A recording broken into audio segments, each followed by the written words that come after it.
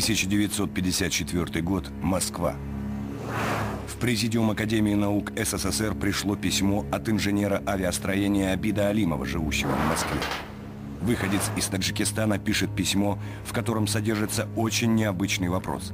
Несколько дней назад я рассматривал новую карту Республики Таджикистан, выпущенную Институтом географии Академии наук СССР. Карта очень подробная, но в ней содержится одна существенная ошибка.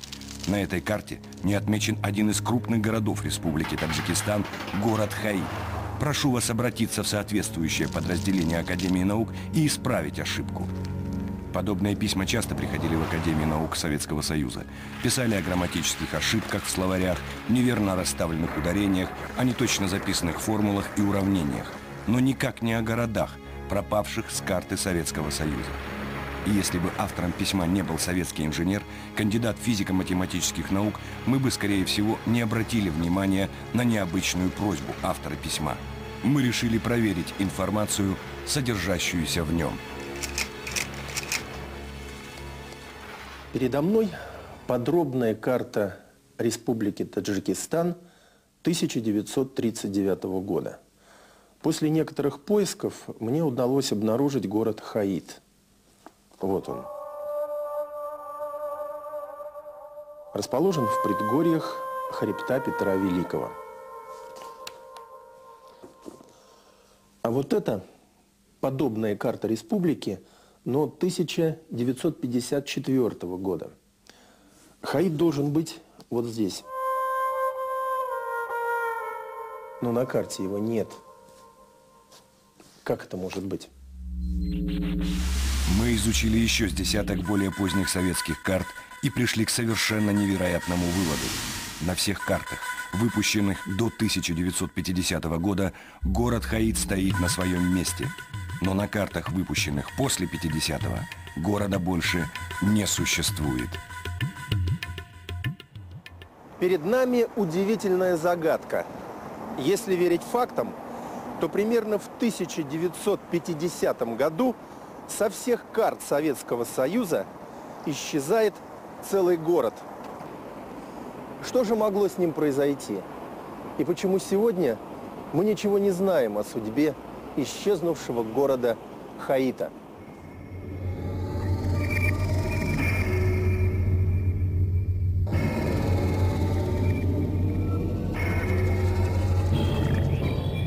На этот раз предмет наших поисков очень необычен. Мы должны найти причину исчезновения целого города. Мы сразу проверили множество карт Республики Таджикистан времен Советского Союза. Если бы речь шла о простой опечатке или ошибке, ее, безусловно, бы исправили. Но ни на одной из карт, выпущенных после 50-го года, Хаит не обозначен.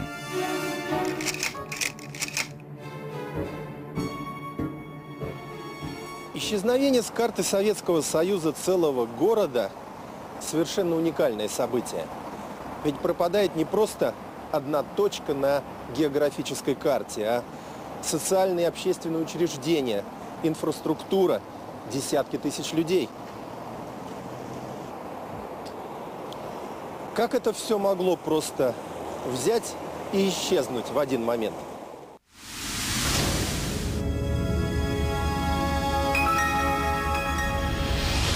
Прежде чем начать искать причины исчезновения с советских карт города Хаит, мы решили собрать о нем всю доступную информацию. Но ни в одном российском архиве мы не смогли найти никаких фактов о городе, кроме того, что он действительно существовал вплоть до 1950 года. Мне удалось найти только одно упоминание о Хаити в воспоминаниях профессора Дробышева, известнейшего советского этнографа. В своей книге «Путешествие по Средней Азии и Востоку», вышедшей в СССР в 1933 году, он пишет: «Хаит можно было бы назвать рядовым поселением.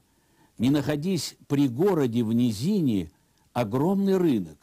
Старейшины соседних кишлаков утверждают, что в начале 20-х годов этот рынок был крупнейшим во всем Таджикистане, значительно превосходя размерами даже торговые ряды в Душанбе».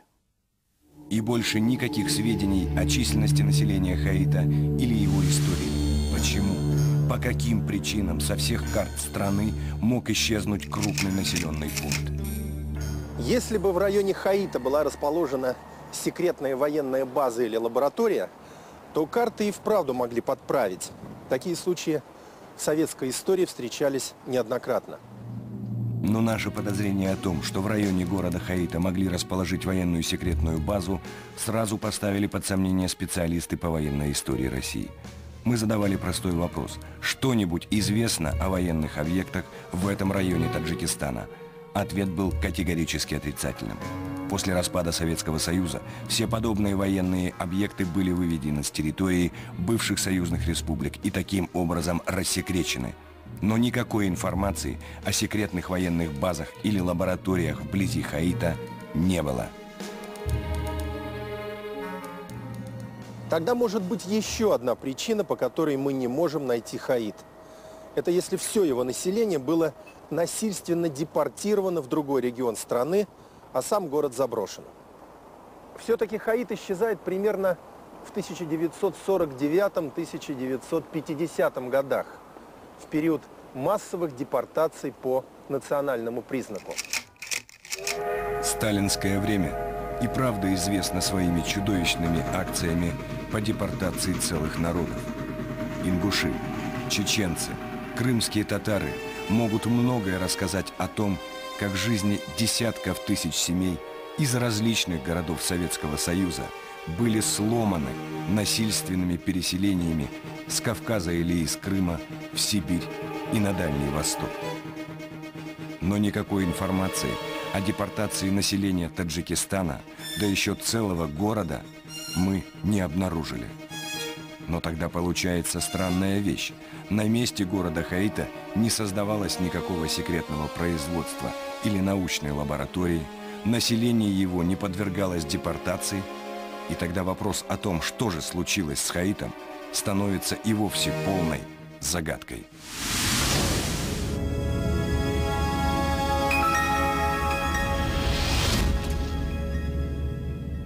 Совершенно ясно, что из Москвы нам не найти ответа о судьбе города. Необходимо отправиться в сам Таджикистан и попытаться на месте понять, что же случилось примерно в 1949-1950 годах с городом Хаитом.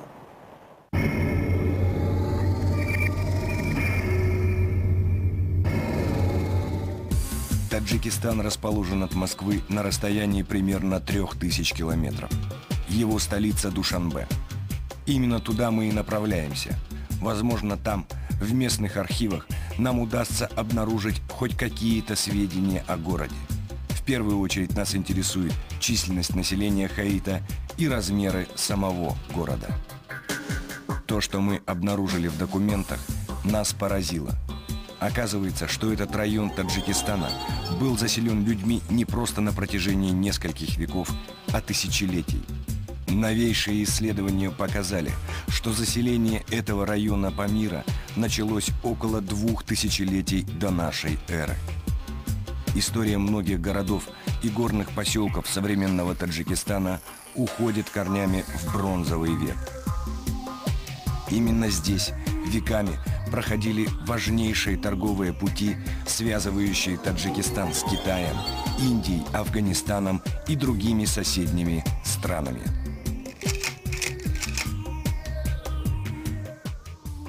Хаит не был обычным рядовым поселением. Он играл важную роль транспортного узла и являлся одним из ключевых населенных пунктов горного Таджикистана. Тем интереснее узнать, что же с ним произошло. Мы стали искать свидетельства о переписи населения Хаита, но точных сведений даже в архивах города Душанбе очень мало. Однако кое-что нам все-таки удалось найти. А вот это уже очень интересно. Если верить этим документам, а их подлинность не вызывает сомнений, то в 1931 году население Хаита составляло примерно 5500 человек. Это очень серьезная цифра для города в горах, вдалеке от столицы. Но что не менее интересно, мы обнаружили, что Хаит окружали и другие населенные пункты, и все они тоже отсутствуют на более поздних картах Советского Союза. Что же на самом деле произошло с этим горным краем? Мы решили обратиться к официальной советской прессе того периода. И совершенно случайно в главной газете Советской Республики Таджикистан нашли одно короткое сообщение. Сообщение содержится в газете «Коммунист Таджикистана» за 15 июля 1949 года. Вот оно. В течение 8 и 10 июля в Таджикистане произошло 2 сильных землетрясения с эпицентром в горах на расстоянии 190 километров на северо-восток от города Душанбе. Разрушений в городе зафиксировано не было. Материальный урон вскоре будет подсчитан.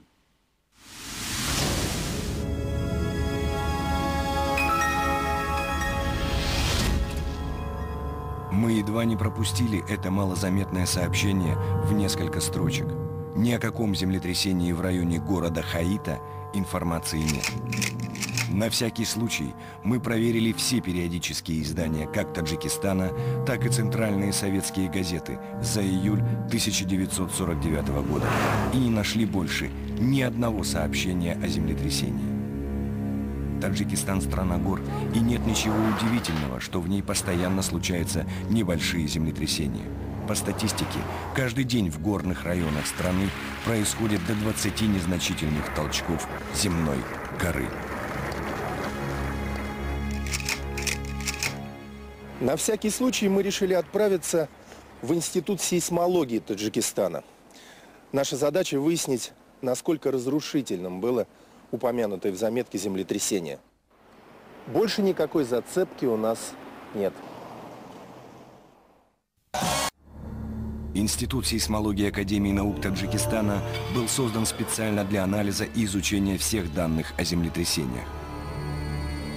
Нам удалось обнаружить заметку в газете «Коммунист Таджикистана» о том, что с 8 по 10 июля 1949 года в Таджикистане произошло землетрясение. Правда ли это? Да. Да, действительно, в первой половине 20 века произошло 3 сильнейших землетрясения, и одно из этих землетрясений – это Хаитское в 1949 году. А какова сила этого землетрясения? Значит, магнитуда этого землетрясения была 7,4. Ну, это 9 и 10 баллов по шкале МСК. Это катастрофическое землетрясение. Ответ нас ошеломил. Землетрясение в 7,4 балла в условиях горной местности – это настоящая природная катастрофа. А интенсивность в 9 баллов говорит о том, что землетрясение было практически максимально возможной силы. По шкале Рихтера определяется сила толчков или выделенная энергия в очаге землетрясения и измеряется по 12-бальной шкале. По этим показателям сила землетрясения 8-10 июля 1949 года была почти предельной. А где это землетрясение было зафиксировано? Оно было зафиксировано на станции Душанбе. А можно ли сказать, что об этом землетрясении известно меньше, чем о других? Ну, вот по сравнению, скажем, с тех землетрясений, которые были зафиксированы в других районах, это землетрясение все-таки как бы осталось несколько, ну, не очень замеченным, да.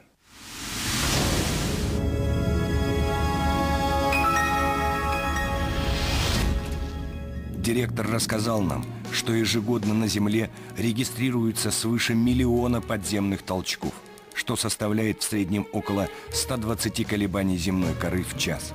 В год происходит в среднем 1 катастрофическое землетрясение и 100 менее разрушительных.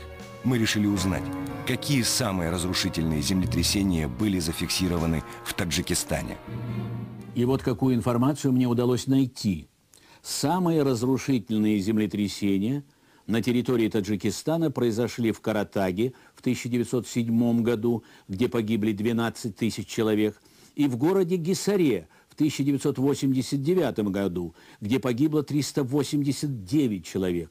Хаитского землетрясения в этом страшном списке не отмечено. Директор Института сейсмологии предоставил нам совершенно неожиданную информацию, на которую мы даже не рассчитывали. Приблизительные координаты города Хаита 39,2 северной широты и 70,8 восточной долготы. Но эти координаты очень приблизительны. Они разве что позволяют обозначить общий район поисков пропавшего города. Мы сверили полученные координаты с картой Таджикистана и сразу же заметили одно поразительное совпадение. В обнаруженной нами ранее газетной публикации указывалось, что эпицентр землетрясения находился примерно в 190 километрах на северо-восток от Душанбе.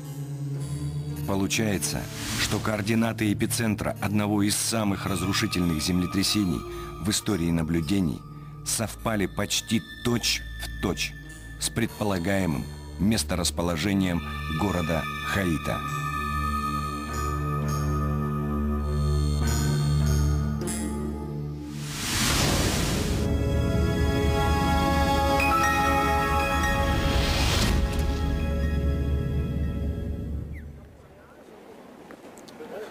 Возможно, это означает только одно.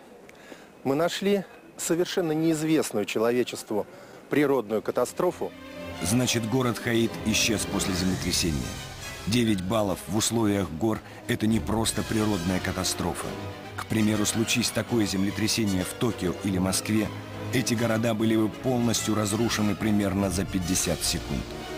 Выход энергии соответствует примерно энергии одновременного взрыва 40 водородных бомб. Но почему мы ничего не знаем сегодня об этой катастрофе?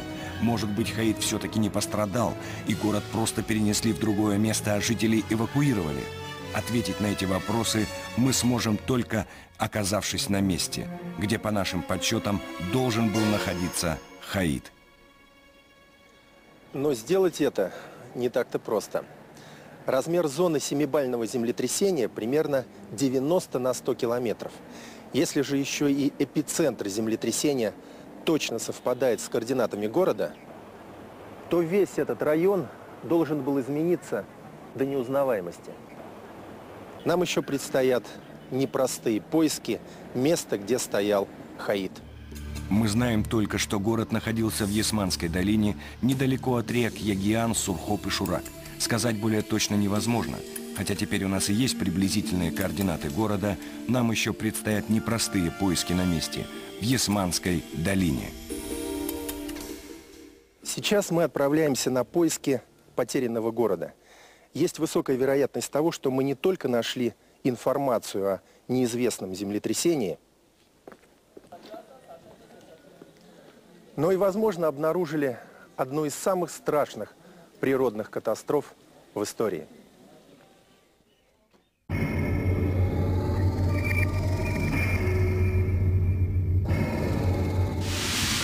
Если верить старым советским картам, созданным до 1949 года, то в районе долины Ясмана должно находиться еще несколько кишлаков, самый крупный из которых, Хисарак, насчитывал до 1000 человек.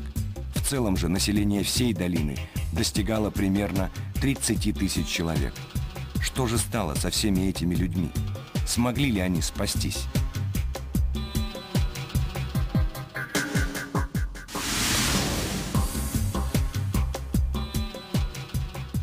Часть пути мы сможем проехать, но к Ясманской долине придется добираться пешком.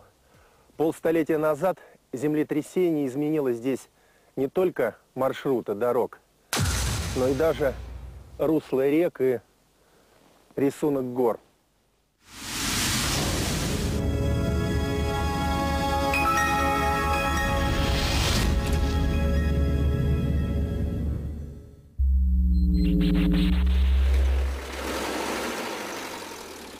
Сейчас мы движемся ровно на северо-восток от Душанбе, к месту, где более полувека назад был эпицентр землетрясения.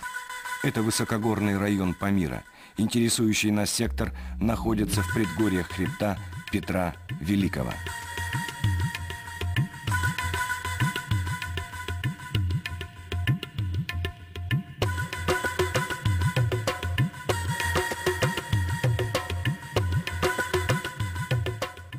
Отсюда до района поисков можно добраться двумя разными дорогами. Одна из них более долгая. Но в этом случае мы сможем проверить, сохранились ли на своих местах поселения и кишлаки, указанные на картах еще 30-х годов. Горные поселения стоят на своих местах веками. В этих горах любые перемены происходят очень медленно. Археологи находят на местах современных поселений следы людей, живших там не только много веков назад, но даже и на несколько тысячелетий раньше. Да, горы здесь суровые. Если сверху ущелья сдвинется даже небольшой камешек, может произойти обвал, который полностью погребет под собой не то что нашу машину, но и накроет всю дорогу.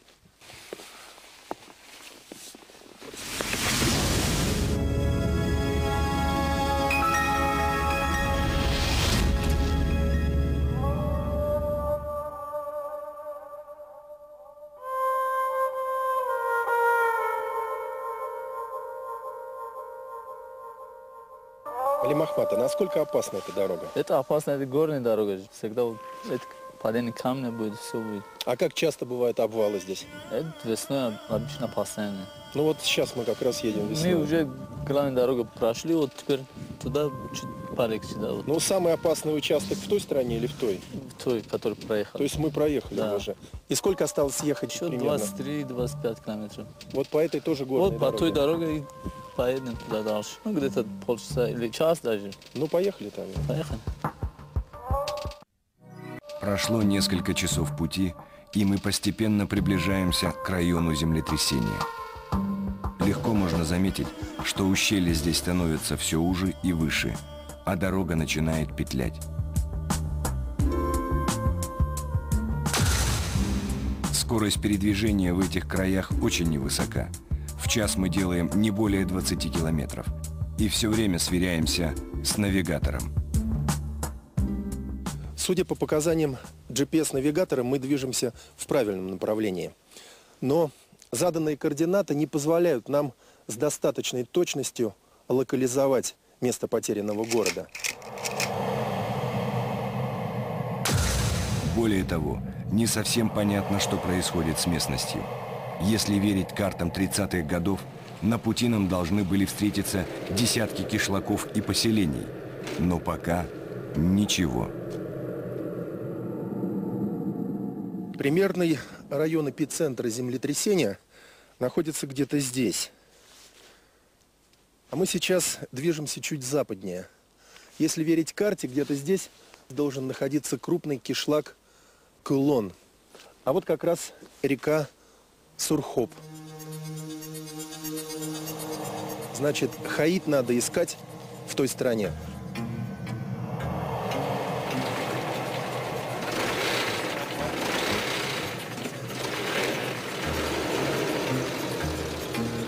Мы проехали еще несколько километров, но никакого кишлака так и не увидели. Сверившись еще раз с картой, мы решили все же попытаться найти хоть какие-то следы жизнедеятельности человека.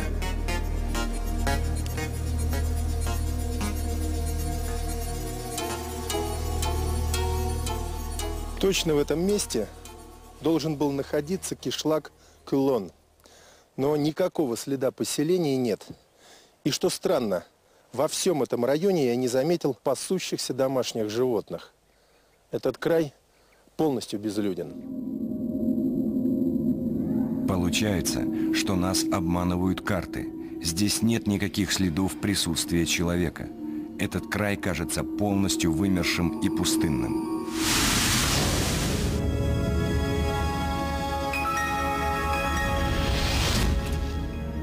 С этой высоты, куда мы поднялись, кажется, что часть горы просто срезана.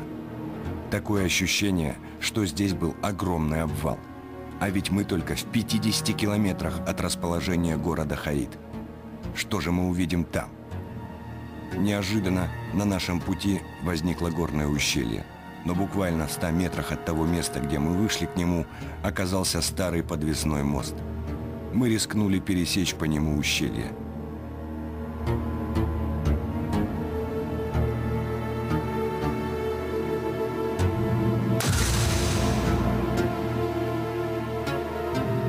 На другой стороне ущелья мы встретили первые за много часов следы пребывания человека. А еще через час мы обнаружили горное поселение. Его, правда, не было на наших картах. Но мы решили расспросить местных жителей. Помнят ли они что-то о событиях полувековой давности?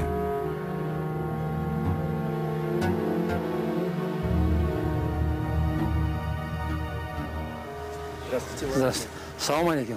Алейкум ассалам. Скажите, вот по поводу землетрясения, вы что-то помните? Нам не пришлось спрашивать дважды.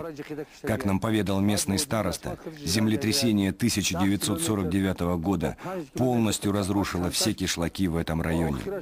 Некоторые из поселений, такие как это, отстроили на новом месте. Но многие кишлаки даже не стали восстанавливать. Люди просто покинули эти края.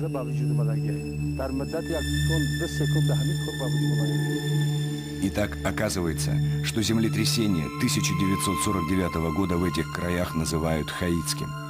Судя по тому, что мы увидели, весь этот край был полностью разрушен и уничтожен за несколько дней. Масштабы катастрофы были таковы, что во всем регионе не осталось ни одного целого поселения. Но какова же была судьба Хаита? Мы приближаемся к Ясманской долине, где надеемся найти ответы на все вопросы. Но попасть в нее можно, только преодолев горный хребет, выросший у нас на пути. Другой дороги нет. Судя по координатам, вот за этим хребтом наши поиски могут окончиться. В руинах или просто брошенный всеми жителями мы должны найти исчезнувший со всех карт Советского Союза город Хаит.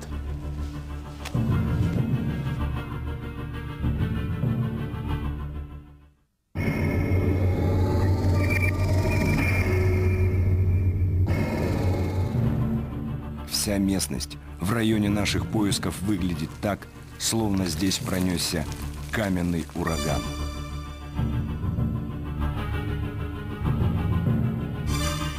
Без труда можно заметить следы землетрясения, случившегося в этих краях более полувека назад.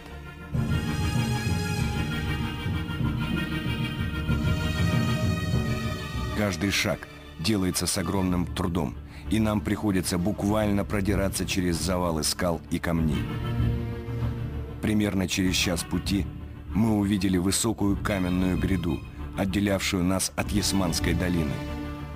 Высота ее примерно метров 300. Она должна стать последним нашим препятствием на пути к цели.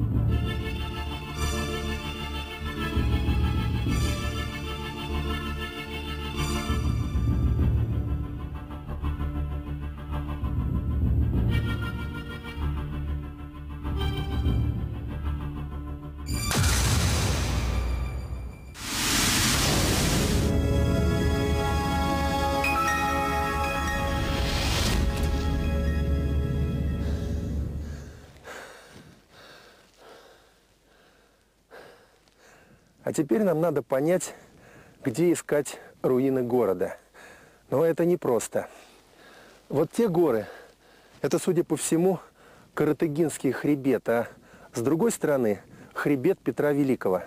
Хаит должен стоять прямо по центру. Но пока я ничего не вижу. Никаких следов города. Если верить показаниям нашего навигатора, мы совсем рядом с Хаитом. Только теперь нам не хватает как раз последних цифр, так называемых секунд на датчике, чтобы точно определить месторасположение города. Нам придется искать потерянный город самим. Если судить по картам 30-х годов, то Хаит стоял на берегу реки. Она спускалась с севера с Каратыгинского хребта. Мы отправляемся непосредственно в этот район. Город на 5000 человек не мог не оставить следов. Но пока перед нами только пустыня из камня и песка. Хотя русла рек явно не совпадают. Такое ощущение, что река делает большую петлю на восток, словно огибает препятствие. Похоже, что здесь обрушилась целая гора. Никакой оползень не может засыпать несколько квадратных километров. Кажется, мы приближаемся точно к району, в котором некогда стоял Хаит. То, что мы приняли с первого взгляда за долину, теперь больше похоже на огромную плоскую возвышенность. Я стою сейчас не на горе. Подо мной огромный завал. Мы, наконец, нашли его. Город Хаит. Вот он.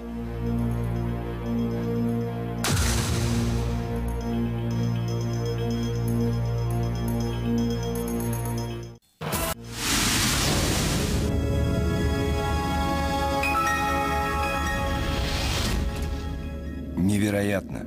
Вся Якиманская долина полностью накрыта огромным, в несколько километров длиной завалом.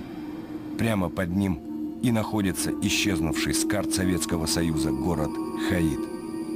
Перед нами следы трагедии, разыгравшейся в этих краях летом 1949 года.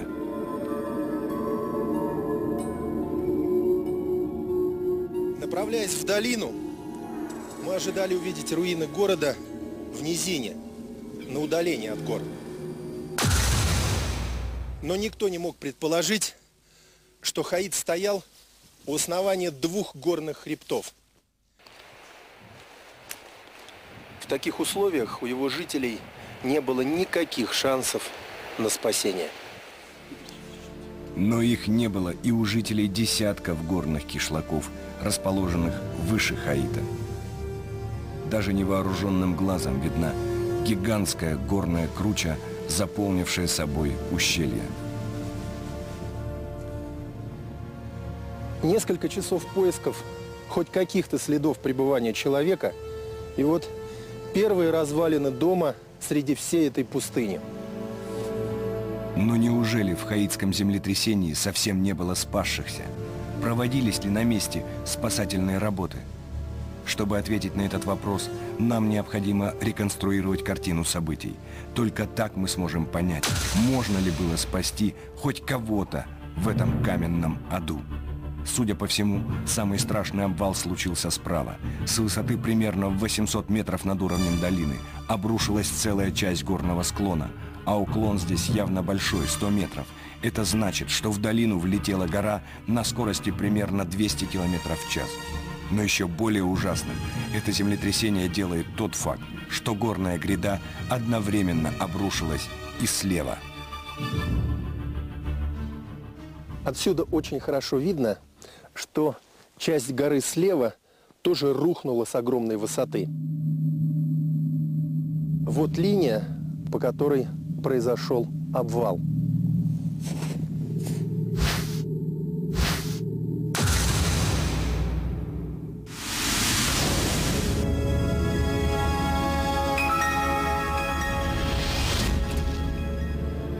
Несколько сильнейших подземных ударов одновременно обрушили горы. Две гигантские волны из песка и камня обрушились на Хаит со страшной силой. Судя по всему, две волны из камня, глины и обломков скал встретились именно здесь. Я стою, предположительно, в центре города Хаит. Такой удар мгновенно мог бы сокрушить любой город Земли за несколько мгновений. Все жители города и всех близлежащих селений погибли за считанные секунды. Не спасся никто. Землетрясение, только слабо затронувшее Душанбе, стерло с лица земли Хаит и весь этот горный край.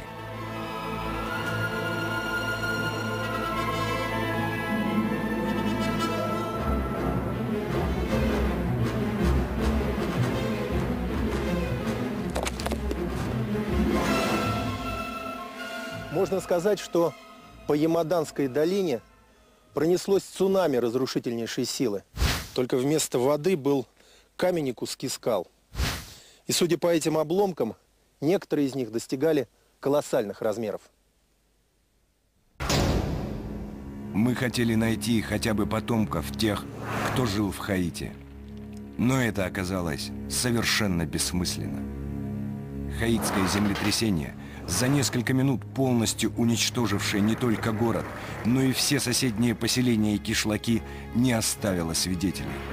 Такую беспощадную жестокость по отношению к человеку природа проявляет очень редко. Но жертвами становятся абсолютно все, попавшие в зону эпицентра этого землетрясения.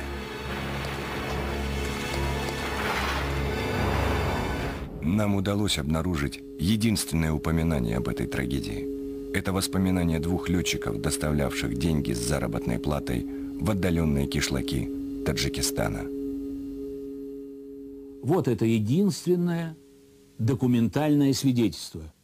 Внезапно, как бы издалека, пришел и покатился, нарастая, заглушая абсолютно все, тяжелый гул. Звук этот постепенно перешел в мощный гул, напоминающий стрельбу из нескольких сотен дальнобойных орудий. В одно мгновение город как бы вздыбился и осел. Все кругом заволокло мглой и сразу потемнело. Что произошло потом, мы уже знаем.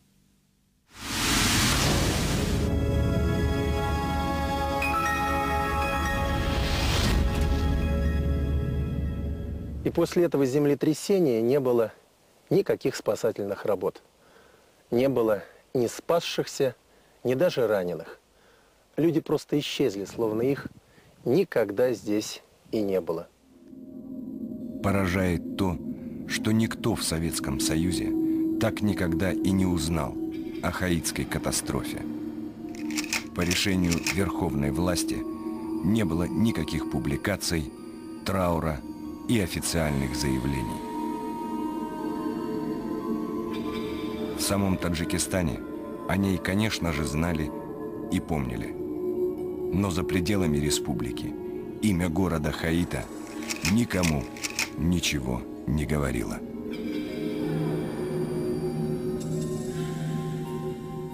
Вот здесь, под землей, под нераскопанными завалами, находятся разрушенные до основания школы, больницы, дома, останки более 20 тысяч мужчин, женщин и детей. Все они жертвы неизвестного миру землетрясения.